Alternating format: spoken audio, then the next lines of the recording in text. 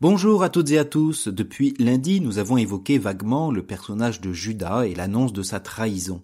L'évangile d'aujourd'hui nous donne à entendre maintenant ce récit de traîtrise.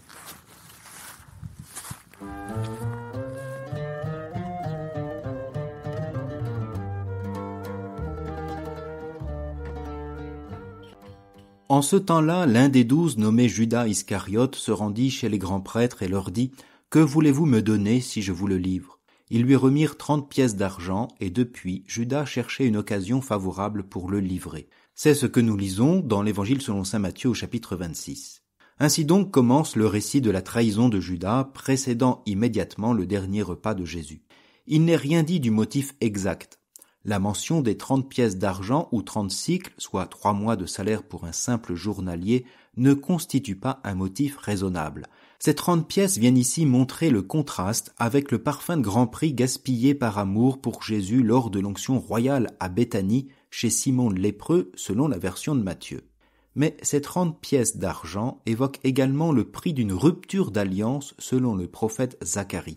Dans une parabole, ce prophète explique au chapitre 11 que le berger divin souhaite se débarrasser de ces brebis qui lui font perdre patience. L'acte de Judas, brisant l'alliance, l'amitié qui l'unissait à Jésus, vient ici s'opposer à celui-là même qui vient rétablir l'alliance entre Dieu et les hommes, tel qu'il le signifiera lors de la dernière scène.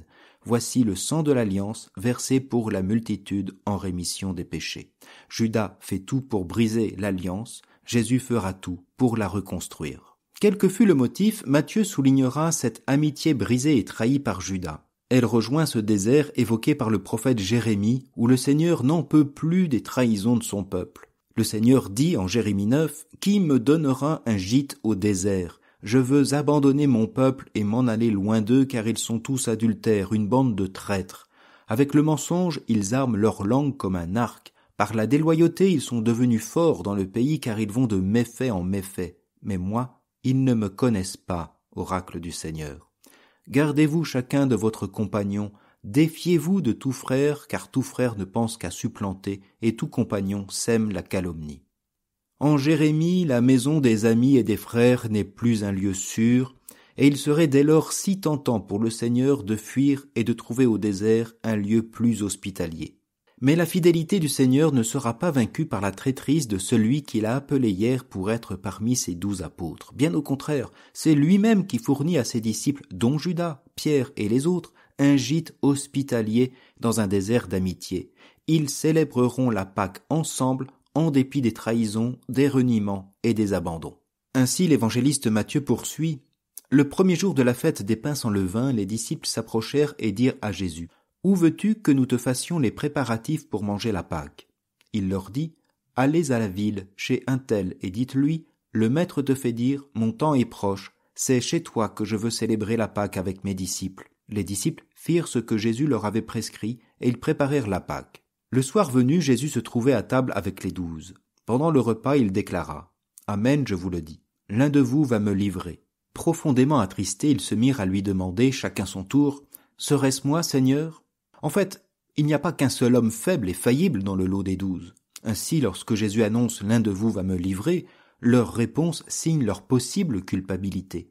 Ils se mirent à lui demander, chacun son tour, « Serait-ce moi, Seigneur ?» Mais si les apôtres doutent quant à la solidité de leur foi en Jésus, ce dernier jamais ne les abandonnera, comme il le déclarera un peu plus loin. « Cette nuit, je serai pour vous tous une occasion de chute. » Car il est écrit « Je frapperai le berger et les brebis du troupeau seront dispersées.